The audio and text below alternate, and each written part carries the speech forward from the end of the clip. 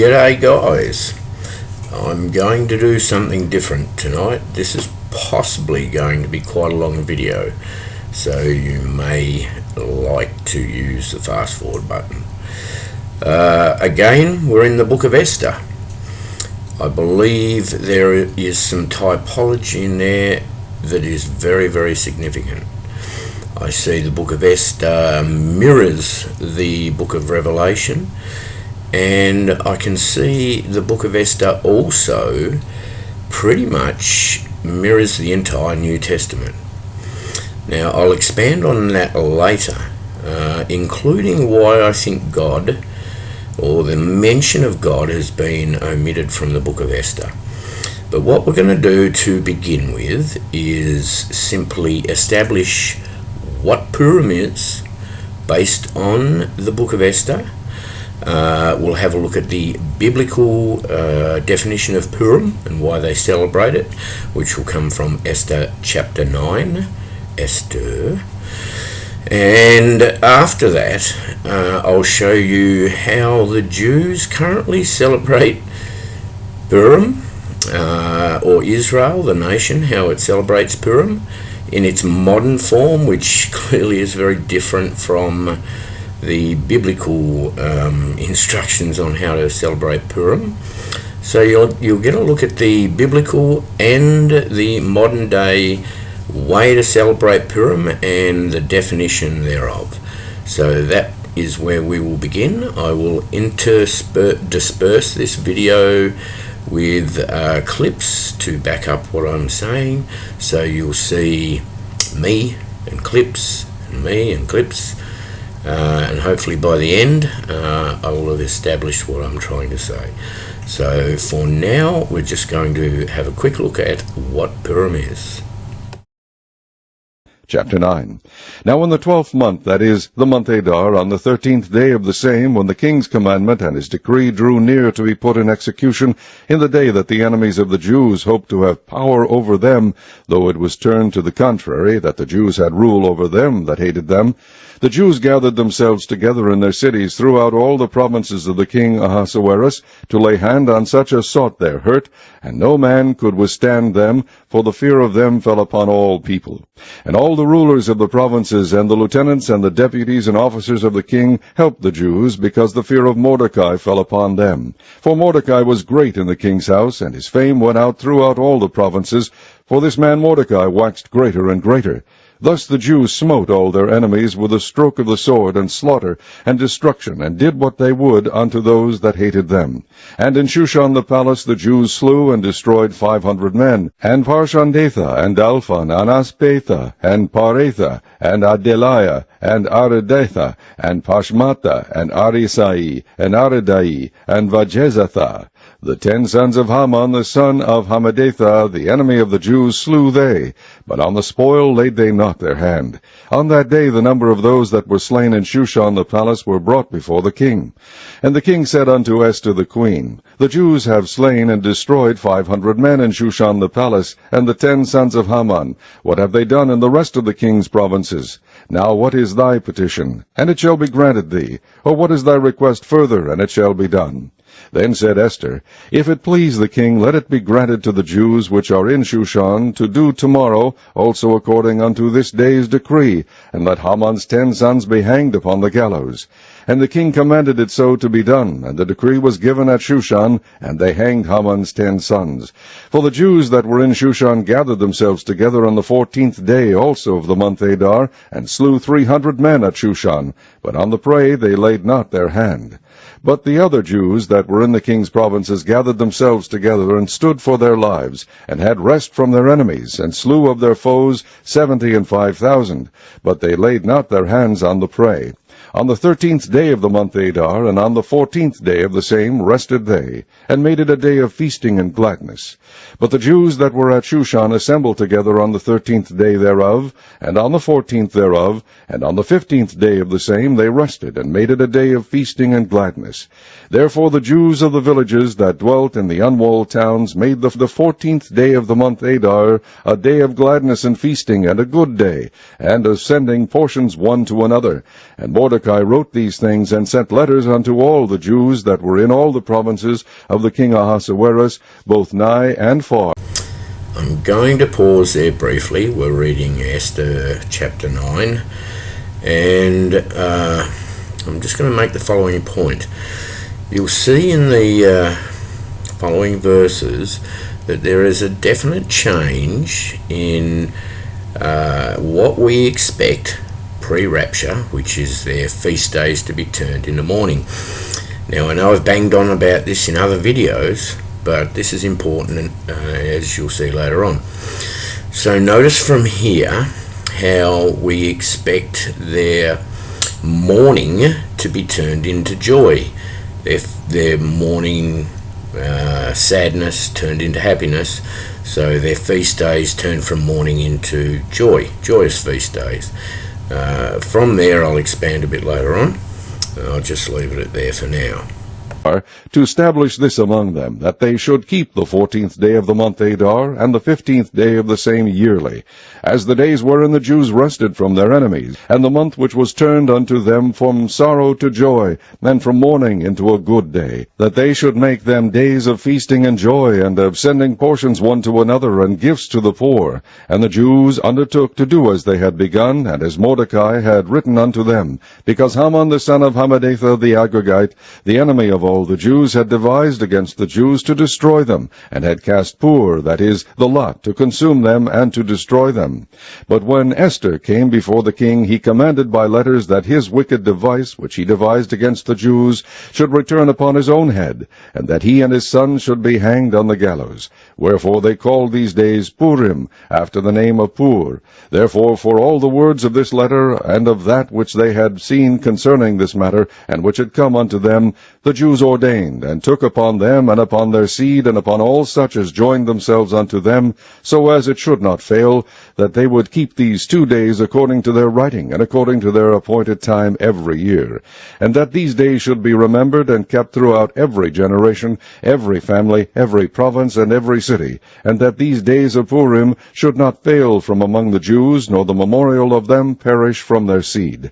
Then Esther the queen, the daughter of Abihail, and Mordecai the Jew, wrote with all authority to confirm this second letter of Purim. And he sent the letters unto all the Jews to the 127 provinces of the kingdom of Ahasuerus, with words of peace and truth, to confirm these days of Purim in their times appointed, according as Mordecai the Jew and Esther the queen had enjoined them, and as they had decreed for themselves and for their seed the matters of the fastings and their cry. And the decree of Esther confirmed these matters of Purim, and it was written in the book. Okay, you can see by Esther chapter 9 a bit of a overview of why Purim is celebrated by the Jews. The word Pur comes from casting in the lot, and that's how they decided the day that they were going to unleash all this nastiness on the Jews. So what I'll establish now by way of a clip, now I'm not going to include multiple clips, there are more, I'm just going to include a well-known one from Amos. I'll establish now that we are expecting their feast days to be turned into mourning, and as you can see by the second part of Esther there, they, at Purim, that's a time when their mourning is turned into feasts, or their mourning is turned into joy and happiness. So let's have a look at Amos. Chapter 8. This is what the sovereign Lord showed me, a basket of ripe fruit. What do you see, Amos? He asked.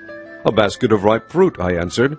Then the Lord said to me, The time is ripe for my people Israel. I will spare them no longer. In that day, declares the sovereign Lord, the songs in the temple will turn to wailing. Many, many bodies, flung everywhere. Silence. Hear this, you who trample the needy, and do away with the poor of the land, saying, When will the new moon be over that we may sell grain, and the Sabbath be ended that we may market wheat? Skimping the measure, boosting the price, and cheating with dishonest scales, buying the poor with silver, and the needy for a pair of sandals, selling even the sweepings with the wheat. The Lord has sworn by the pride of Jacob, I will never forget anything they have done. Will not the land tremble for this, and all who live in it mourn? The whole land will rise like the Nile. It will be stirred up, and then sink like the river of Egypt. In that day, declares the sovereign Lord, I will make the sun go down at noon, and darken the earth in broad daylight. I will turn your religious feasts into mourning, and all your singing into weeping. I will make all of you wear sackcloth and shave your heads. I will make that time like mourning for an only son, and the end of it like a bitter day. The days are coming, declares the sovereign Lord, when I will send a famine through the land, not a famine of food or a thirst for water, but a famine of hearing the words of the Lord. Men will stagger from sea to sea, and wander from north to east, searching for the word of the Lord, but they will not find it. In that day, the lovely young women and strong young men will faint because of thirst. They who swear by the shame of Samaria, or say, As surely as your God lives, O Dan, or As surely as the God of Beersheba lives, they will fall, never to rise again. Okay, I think we've established there that we expect at the time of the tribulation, or pre-tribulation, before that period when God returns his attention back to the Jews, we expect that will be the point at which their feast days are turned into mourning. So now let's have a look how they currently celebrate Purim in Israel. Now there's a funny musical skit to begin with. I won't play it all. I'm just playing a portion of that, and I do give credit to the channels that I take this information from. If you have a look, I expand the viewing window so that you can see the channel name. But let's just have a look at a rabbi's definition of Purim and some modern footage of how they currently celebrate Purim. Now, what this will establish is that currently their feast days are joyous. So their feasts have not yet been turned into mourning. Currently they celebrate the Jewish feasts in a happy way, the happy feasts anyway. So you will also see in this video clip that they clearly do it to this day. This is very modern footage. Now, if you remember in the book of Esther, it says that the Jews will always celebrate the Feast of Purim. So I expect this to be a feast that is celebrated during the tribulation, before the tribulation, during the tribulation, and also after the tribulation into the millennial kingdom. So let's have a look how they celebrate it today.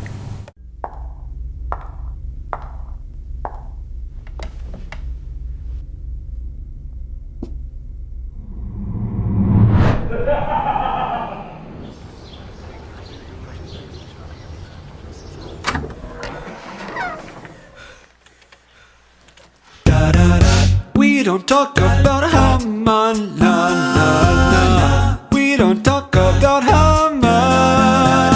But in your drama of the king, recently promoted, he was casting lots for every day.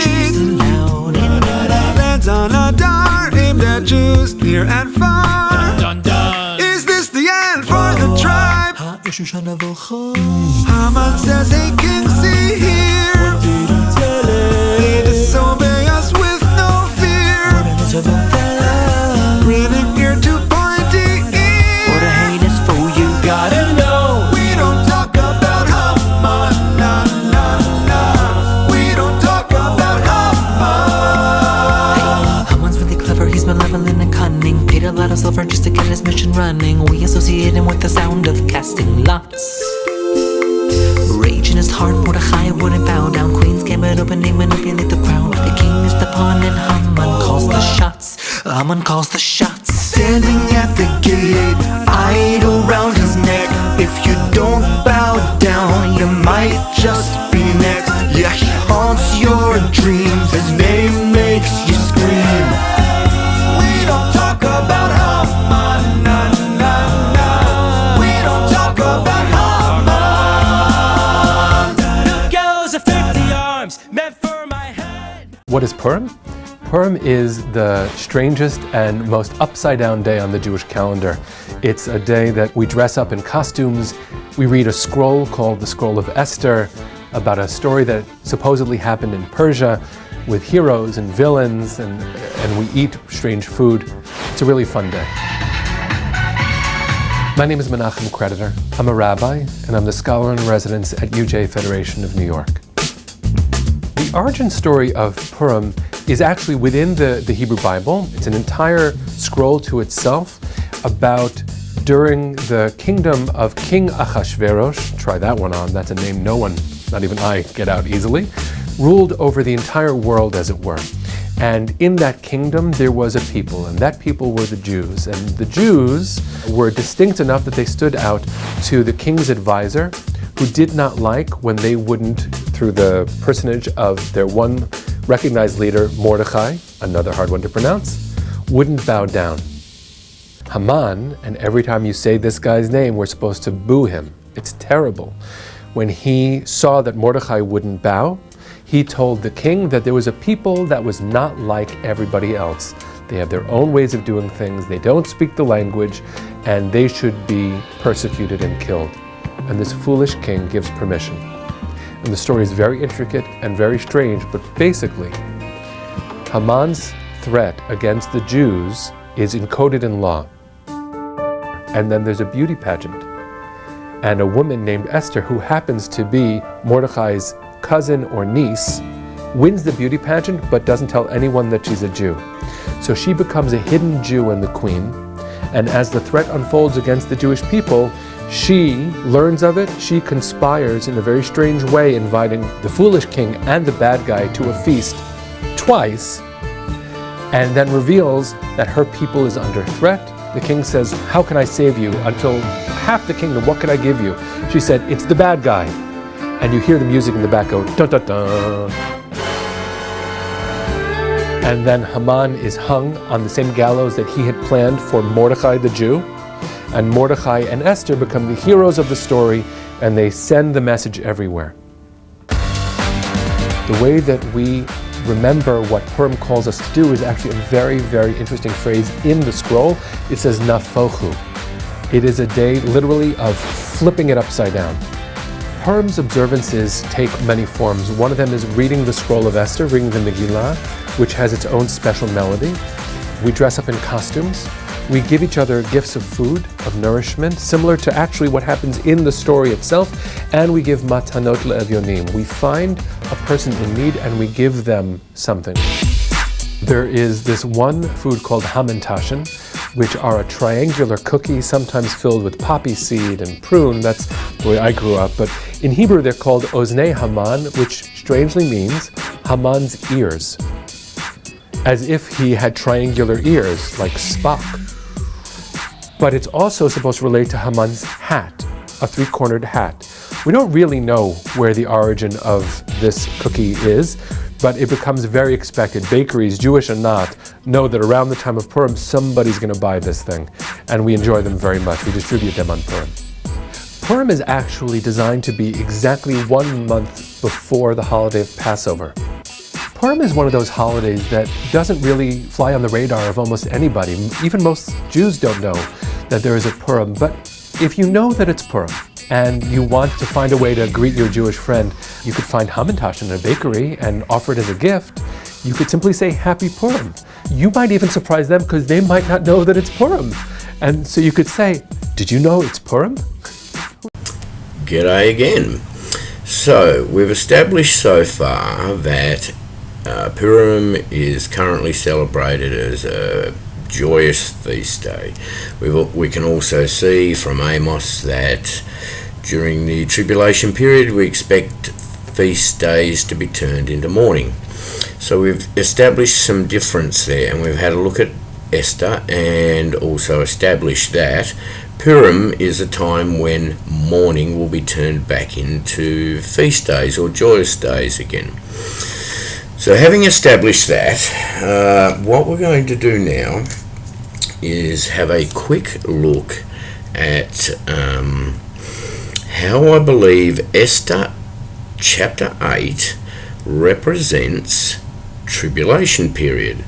I believe the key to the rapture is found in Esther chapter 5, But you'll see in Esther chapter 8 where the 13th day of Adar was supposed to be a day when the Jews would be killed, and how that was reversed. Now, the correlation that I'm making there is that I believe 13th of Adar is a mirror of Luke, what is it? Luke 20, 21, I think. Luke 21, okay. Where Luke 21:20, where we see the mention of Israel being surrounded by armies. Now, I think that parallels verses in Revelation 16, which I'll also play, and I think it parallels how on the 13th of Adar the Jews were expecting to be surrounded and killed. Now, that tells me clearly that this lead-up period to the 13th of Adar represents tribulation timing, and hence Esther 5, as you'll see, represents pre-tribulation or the rapture, basically. Chapter 21. And he looked up and saw the rich men casting their gifts into the treasury. And he saw also a certain poor widow casting in thither 2 mites. And he said, Of a truth I say unto you, that this poor widow hath cast in more than they all. For all these have of their abundance cast in unto the offerings of God, but she of her penury hath cast in all the living that she had. And as some spake of the temple, how it was adorned with goodly stones and gifts, he said, As for these things which ye behold, the days will come, in the which there shall not be left one stone upon another that shall not be thrown down. And they asked him, saying, Master, but when shall these things be? And what sign will there be when these things shall come to pass? And he said, Take heed that ye be not deceived. For many shall come in my name, saying, I am Christ, and the time draweth near. Go ye not therefore after them. But when ye shall hear of wars and commotions, be not terrified, for these things must first come to pass, but the end is not by and by. Then said he unto them, Nation shall rise against nation, and kingdom against kingdom, and great earthquakes shall be in divers places, and famines and pestilences, and fearful sights and great signs shall there be from heaven. But before all these they shall lay their hands on you, and persecute you, delivering you up to the synagogues and into prisons, being brought before kings and rulers for my name's sake. And it shall turn to you for a testimony. Settle it therefore in your hearts, not to meditate before what ye shall answer. For I will give you a mouth and wisdom, which all your adversaries shall not be able to gainsay nor resist. And ye shall be betrayed both by parents and brethren, and kinsfolk and friends, and some of you shall they cause to be put to death. And ye shall be hated of all men for my name's sake. But there shall not an hair of your head perish. In your patience possess ye your souls. And when ye shall see Jerusalem compassed with armies, then know that the desolation thereof is nigh. Then let them which are in Judea flee to the mountains, and let them which are in the midst of it depart out, and let not them that are in the countries enter thereinto. For these be the days of vengeance, that all things which are written may be fulfilled. Okay, I'll pause Luke 21 there, and I will play a verse, I'll play some of Revelation 16, which also indicates that Israel will be surrounded. Now the majority interpretation of that, I would believe, is that the surrounding of Israel is during the tribulation. So this is where I'm drawing the correlation in Esther chapter 8 about Israel or the Jews being surrounded. So let's move on. Chapter 16. And I heard a great voice out of the temple, saying to the 7 angels, Go your ways, and pour out the vials of the wrath of God upon the earth. The first went and poured out his vial upon the earth, and there fell a noisome and grievous sore upon the men which had the mark of the beast, and upon them which worshipped his image. And the second angel poured out his vial upon the sea, and it became as the blood of a dead man, and every living soul died in the sea. And the third angel poured out his vial upon the rivers and fountains of waters, and they became blood. And I heard the angel of the waters say, Thou art righteous, O Lord, which art, and wast, and shalt be, because thou hast judged thus. For they have shed the blood of saints and prophets, and thou hast given them blood to drink, for they are worthy. And I heard another out of the altar say, Even so, Lord God Almighty, true and righteous are thy judgments. And the fourth angel poured out his vial upon the sun, and power was given unto him to scorch men with fire. And men were scorched with great heat, and blasphemed the name of God, which hath power over these plagues, and they repented not to give him glory. And the fifth angel poured out his vial upon the seat of the beast, and his great kingdom was full of darkness, and they gnawed their tongues for pain, and blasphemed the God of heaven because of their pains and their sores, and repented not of their deeds. And the sixth angel poured out his vial upon the great river Euphrates, and the water thereof was dried up, that the way of the kings of the east might be prepared. And I saw 3 unclean spirits like frogs come out of the mouth of the dragon, and out of the mouth of the beast, and out of the mouth of the false prophet. For they are the spirits of devils working miracles, which go forth unto the kings of the earth and of the whole world, to gather them to the battle of that great day of God Almighty. Behold, I come as a thief. Blessed is he that watcheth, and keepeth his garments, lest he walk naked, and they see his shame. And he gathered them together into a place called in the Hebrew tongue Armageddon. And the seventh angel poured out his vial into the air, and there came a great voice out of the temple of heaven from the throne, saying, It is done.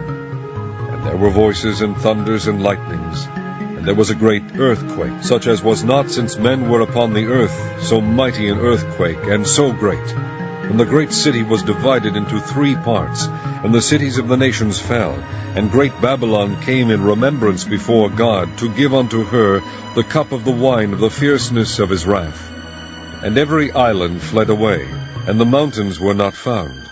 And there fell upon men a great hail out of heaven, every stone about the weight of a talent. And men blasphemed God because of the plague of the hail, for the plague thereof was exceeding great. Okay, I played all of Revelation chapter 16 in the end. You can see where it talks about the Euphrates River being dried up, making way for the kings from the east. So let's just see, we can see there that there's a point in that book of Revelation where obviously Israel's going to be surrounded. And we know that most of that book is about tribulation. So I think I've loosely established that there is a correlation between Luke 21:20, verses in Revelation chapter 16, and the establishment of Purim, particularly the 13th of Adar, I think it is, where the Jews suspected or thought they were going to be surrounded, but obviously later that was turned around. Just how we see when we know during the period of tribulation how the nation of Israel will be surrounded, but God will miraculously intervene. So I see a link there between Luke and Revelation and other verses and Esther. So let's move on and have a look at Esther 8. Now I told you this was going to be a long video. This is all of Esther chapter 8, showing how the 13th of Adar does loosely, or maybe more than loosely, sort of correlate or foreshadow the verses in Luke and Revelation. Chapter 8. On that day did the king Ahasuerus give the house of Haman the Jews' enemy unto Esther the queen. And Mordecai came before the king, for Esther had told what he was unto her. And the king took off his ring, which he had taken from Haman, and gave it unto Mordecai. And Esther set Mordecai over the house of Haman. And Esther spake yet again before the king, and fell down at his feet, and besought him with tears to put away the mischief of Haman the Agagite, and his device that he had devised against the Jews. Then the king held out the golden scepter scepter toward Esther. So Esther arose and stood before the king, and said, If it please the king, and if I have found favor in his sight, and the thing seem right before the king, and I be pleasing in his eyes, let it be written to reverse the letters devised by Haman the son of Hammedatha the Agagite, which he wrote to destroy the Jews which are in all the king's provinces. For how can I endure to see the evil that shall come unto my people, or how can I endure to see the destruction of my kindred? Then the king Ahasuerus said unto Esther the queen, and to Mordecai the Jew, Behold, I have given Esther the house of Haman, and him they have hanged upon the gallows, because he laid his hand upon the Jews. Write ye also for the Jews, as it liketh you, in the king's name, and seal it with the king's ring. For the writing which is written in the king's name, and sealed with the king's ring, may no man reverse. Then were the king's scribes called at that time in the 3rd month, that is, the month Sivan, on the 23 day thereof, and it was written according to all that Mordecai commanded unto the Jews, and to the lieutenants, and the deputies and rulers of the provinces which are from India unto Ethiopia, 127 provinces, unto every province according to the writing thereof, and unto every people after their language, and to the Jews according to their writing, and according to their language. And he wrote in the king Ahasuerus' name, and sealed it with the king's ring, and sent letters by posts on horseback, and riders on mules, camels, and young dromedaries, wherein the king granted the Jews which were in every city to gather themselves together, and to stand for their life, to destroy, to slay, and to cause to perish all the power of the people and province that would assault them, both little ones and women, and to take the spoil of them for a prey, upon one day in all the provinces of King Ahasuerus, namely, upon the 13th day of the 12th month, which is the month Adar. The copy of the writing for a commandment to be given in every province was published unto all people, and that the Jews should be ready against that day to avenge themselves on their enemies. So the posts that rode upon mules and camels went out, being hastened and pressed on by the king's commandment. And the decree was given at Shushan the palace. And Mordecai went out from the presence of the king in royal apparel of blue and white, and with a great crown of gold, and with a garment of fine linen and purple. And the city of Shushan rejoiced and was glad. The Jews had light and gladness and joy and honor. And in every province and in every city, whithersoever the king's commandment and his decree came, the Jews had joy and gladness, a feast and a good day. And many of the people of the land became Jews, for the fear of the Jews fell upon them. You can see from Esther chapter 8 how the 13th of Adar, which was going to be a day when the Jews would be killed, chapter 8 shows you how it was reversed around, just as we expect to see during the tribulation when Israel is surrounded and God miraculously intervenes. So now let's have a look at Esther chapter 3.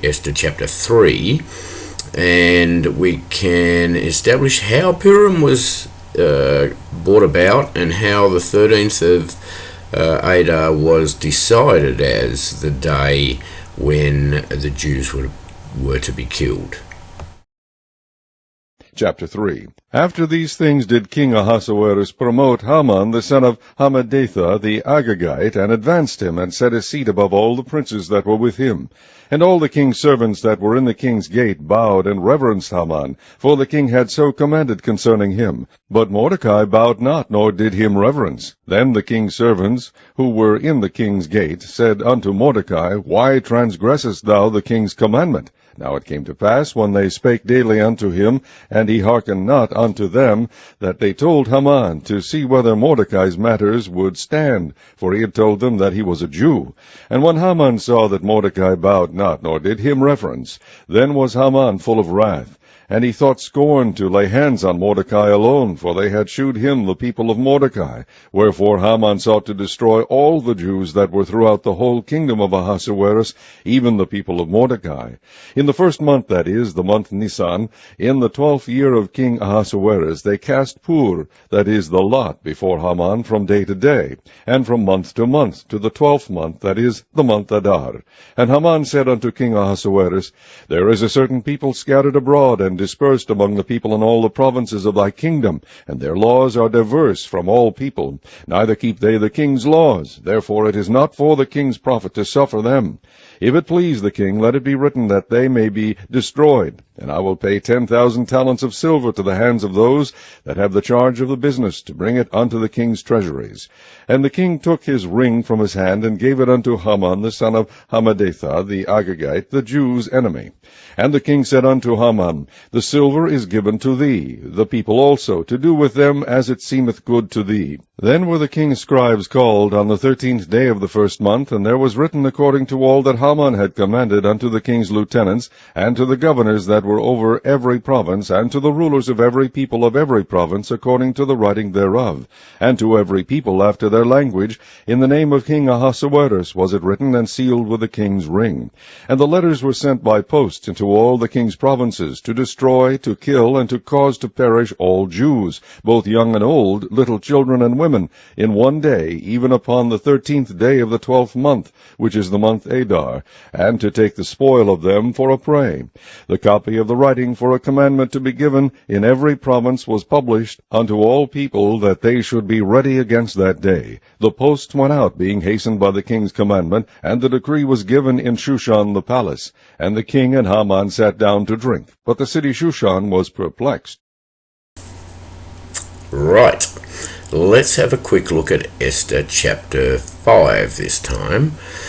Now, this is a chapter that I believe holds the key to the rapture, and I will bring out some points after we've listened to it. But for now, bear in mind the mention of Mordecai sitting at the king's gate. Now, that was mentioned twice.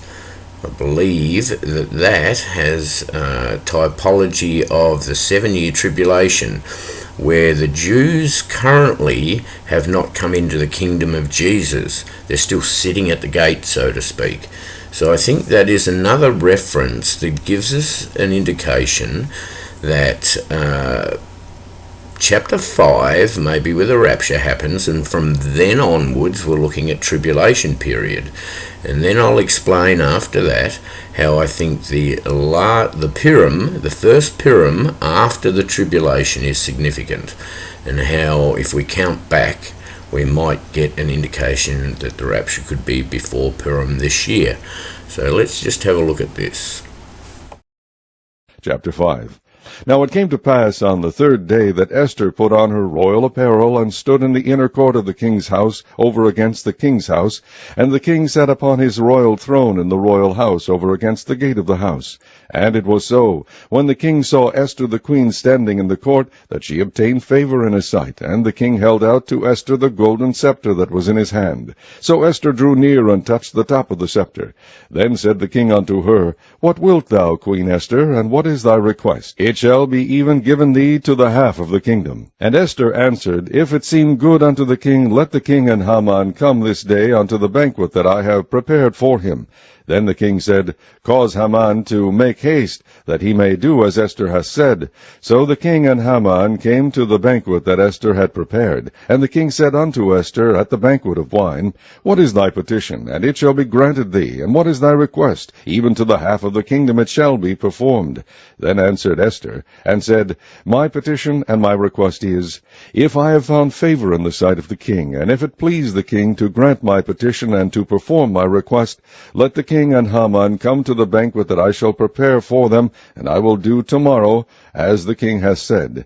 Then went Haman forth that day joyful and with a glad heart. But when Haman saw Mordecai in the king's gate, that he stood not up, nor moved him, he was full of indignation against Mordecai. Nevertheless, Haman refrained himself, and when he came home, he sent and called for his friends, and Zeresh his wife. And Haman told them of the glory of his riches, and the multitude of his children, and all the things wherein the king had promoted him, and how he had advanced him above the princes and servants of the king. Haman said moreover, Yea, Esther the queen did let no man come in with the king unto the banquet that she had prepared but myself, and tomorrow am I invited unto her also with the king.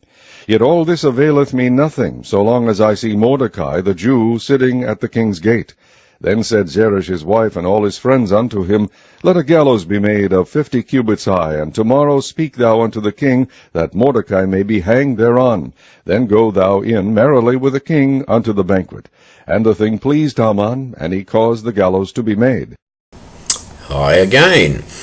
Now, before I go any further, I just want to give a little hint as to why I think Esther is the book that we need to look at to find the rapture. And in fact, the way that it mirrors the entire New Testament and much of the Old Testament typologies as well. So, there are two specific verses. Let's first look at 1 Corinthians chapter 15. Now, in that verse, it is established that there's a difference between man and God, between flesh and spirit. And in the King James, it calls man earthly. Now, I'd like to also mention that the book of Esther does not contain the word God or any mention of God. God seems to be void from the book of Esther. Now, if you see how Corinthians makes a distinction between man and God, we could call loosely, perhaps, the book of Esther an earthy or earthly book. If we then look at Proverbs 25:2, we'll see that it is the glory of kings to seek out a matter. Now, we know that verse is often used pertaining to trying to find the day of the rapture, or the date, or the time, or the season. Now, the glory of kings. Kings are earthly, kings are men. Is that a hint that we need to look at the book of Esther, being the only book that doesn't mention God? The earthly book, perhaps you could call Esther. Is that a hint that we need to look there for the rapture? Now, given that Esther mirrors basically the whole Testament, the salvation of the Jews, what are some things I wrote down here? Salvation of the Jews, typology of Christ, the surrounding or the potential death of the Jews on the 13th of Adar, being typology of the surrounding of the Jews during the rapture, during the tribulation. Then we have, during the tribulation, we know that the Jews are miraculously saved, and we also see that in the book of Esther. So could 13th of Adar represent the time during the tribulation when the Jews are surrounded, the 13th and the 14th being there associated with Purim being joyous for them, being the time during the tribulation when God miraculously saves Israel from those surrounding armies. So just look at it in that regard and see if you see the connection between earthly man, kings seeking out a matter, and the book of Esther not mentioning God at all. The first man is of the earth, earthy. The second man is the Lord from heaven. As is the earthy, such are they also that are earthy. And as is the heavenly, such are they also that are heavenly. And as we have borne the image of the earthy, we shall also bear the image of the heavenly. Now this I say, brethren, that flesh and blood cannot inherit the kingdom of God, neither doth corruption inherit incorruption. Behold, I shew you a mystery. We shall not all sleep, but we shall all be changed, in a moment, in the twinkling of an eye, at the last trump. For the trumpet shall sound, and the dead shall be raised incorruptible, and we shall be changed. For this corruptible must put on incorruption, and this mortal must put on immortality. So when this corruptible shall have put on incorruption, and this mortal shall have put on immortality, then shall be brought to pass the saying that is written, Death is swallowed up in victory. O death, where is thy sting? O grave, where is thy victory? The sting of death is sin, and the strength of sin is the law. But thanks be to God, which giveth us the victory through our Lord Jesus Christ. Therefore, my beloved brethren, be ye steadfast, unmovable, always abounding in the work of the Lord, forasmuch as ye know that your labor is not in vain in the Lord. Chapter 25. These are also Proverbs of Solomon, which the men of Hezekiah king of Judah copied out. It is the glory of God to conceal a thing, but the honor of kings is to search out a matter. The heaven for height, and the earth for depth, and the heart of kings is unsearchable. Take away the dross from the silver, and there shall come forth a vessel for the finer. Take away the wicked from before the king, and his throne shall be established in righteousness. Okay, having a look at those two verses, we may have, albeit loosely, established that Esther is indeed the book we need to look at for end times prophecy and hints about when the rapture will be, the tribulation, and maybe even Purim after the tribulation. So, having loosely established that, we need to now talk about Esther again, pertaining to chapter 5, how I see the rapture as being an event before Purim, what I see the next Purim, be it 29th of February, as Repo Man believes, or even I think it's the 23rd of March that the Jews are saying Purim occurs. So, regardless of which one it is, I'll now discuss how I think that next Purim could be when their feasts are turned into mourning, and then the first Purim after the end of the tribulation could be when their mourning is turned back into feasts again, as per Esther. Now, before we get into how I see Esther 5 as being a rapture chapter, also bear in mind I mess up chapter and verse. I often say such and such a verse when I mean chapter, and vice versa. But before I get into how I think Esther chapter 5 shows us the rapture, I'd like to mention that when I loosely established Esther may be the book to look for with regard to rapture dates, and how I mentioned earthy or earthly, did you notice in Proverbs there also the mention of silver? Now, I can't remember what verse it is in Esther. Might be, what chapter? It might be chapter 3, where Haman is to pay silver in regard to killing the Jews. We also know silver is mentioned other times in the Bible, Judas Iscariot, for example. So I wonder if the mentioning of it is the glory of kings to seek out a matter, being in Proverbs, and then the mention of silver, and also the mention of silver pertaining to Haman and what he's going to do to the Jews, or attempting to do to the Jews. I wonder if that could be another link there as well. Okay, continuing the conversation. First of all, I'd like to say that I don't think it's a accident that we see a reversal from Amos to Esther, with the reversal of feasts and mourning back to feasts. Just as Repo Man has pretty well established the head of the year occurs on March 16-17, and his reasoning for that was the mentioning, just out of the blue, of how are there not 12 hours in a day? Now, anybody who's familiar with Repo Man's take on the head of the year would know what I'm talking about. Now, just as Mike doesn't think that it was a coincidence that that little ditty was just slipped into the verse, and he uses that as justification for determining the head of the year, I don't think it's a coincidence either that we see a reversal of the feasts between Amos and Esther. So I'll elaborate more on that in a moment. Okay, I think I can just about wrap up my thinking process now. First of all, I would like to say in that process, I believe that the rapture will begin the tribulation. So, were we to be raptured today, before Purim, this next Purim, their feast days would be turned into mourning.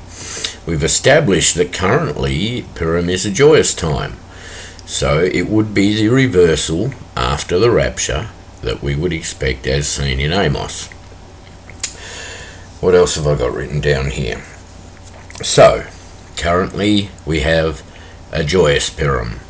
If we were raptured, the next Purim would be a feast day turned into mourning. Okay, now, if the rapture begins the tribulation, then 7 years later, the tribulation would end and the very next feast would be Purim, at which time, because we'd be in the millennial kingdom, everything would be dealt with, the Jews would be reconciled back with God again as they should, then that Purim would be when their feast days are turned from mourning back into joy again, as we see in Esther. So I see in Esther typology of the rapture occurring in chapter 5 when Esther is extended the golden scepter and she touches it and essentially is granted life. That is really when the plan is hatched for it all to be reversed on Haman. That is really when the Jews were saved. That is sort of typology of a rapture. The rest of the verse shows tribulation, the surrounding of the Jews, surrounding of Israel, their miraculous escape, God's miraculous intervention during the tribulation. We see all the typology there. Now, I don't know if Purim is the 29th of February as per Repo Man. That's when I think it probably is. Or whether it is when Mr. Google says, and I believe that's March 23rd, something like that. I don't know which one, but it doesn't matter. Now, the 29th isn't far away, and neither is March the 23rd. Were we to be raptured sometime before then, and I don't know when that would be, Purim, coming up, would be feast days turned into mourning. 7 years later, tribulation would end, and the next feast would be mourning turned back into joy, because of the fact that the Jews would be reconciled with God again. Now, we know, according to Esther, that Purim is going to continue to be celebrated, so why not assume? If the rapture occurs now, the next Purim is feast days turned into mourning. 7 years later, tribulation ends. The next Purim is mourning turned back into feast again. It makes perfect sense. That's my reason for thinking that that little discrepancy between Amos and Esther regarding feast to mourning, mourning to feasts, could be a hint, just like are there not 12 hours in a day was a hint to Mike to establish the head of the year. So I'm going to leave it there. Esther is a very, very deep book. There is much more we can get out of it. But for the purposes of where we are at now, the signs we see worldwide, etc., I believe that we could be looking at a rapture before Purim for the reasons that I've given. Wouldn't that be wonderful? So, let's just leave it there for now. Some food for thought. I'd like as many comments as you can possibly think of. Add to my thought process here. I haven't given anybody a specific day or date, but I don't think I'm going to be able to, other than to say I really do think we are going to see a big event, possibly a rapture before Purim this year. So, let's just hope. For anybody out there that is not watching, escape from all the terrible things that are going to happen during the tribulation is very easy. You need to confess with your mouth that Jesus is Lord and that Jesus is God himself. You need to believe in your heart that Father God raised him from the dead on the third day, defeating death, sin, and the grave. That Jesus paid a price on the cross that we could not pay. That one sin separates us from God, and that all men have fallen short of the glory of God. Therefore, the only way to the Father is through the Son. It is not by our works, it is by the works of Jesus. So we need to give it all to him, to his sacrifice, his blood, and the things that he did for us, so that we could be reconciled back to God. So, confess with your mouth, believe in your heart. That's the hard part. Jesus will save you. There is an escape hatch. God bless. Chapter 15. Moreover, brethren, I declare unto you the gospel which I preached unto you, which also ye have received, and wherein ye stand, by which also ye are saved, if ye keep in memory what I preached unto you, unless ye have believed in vain.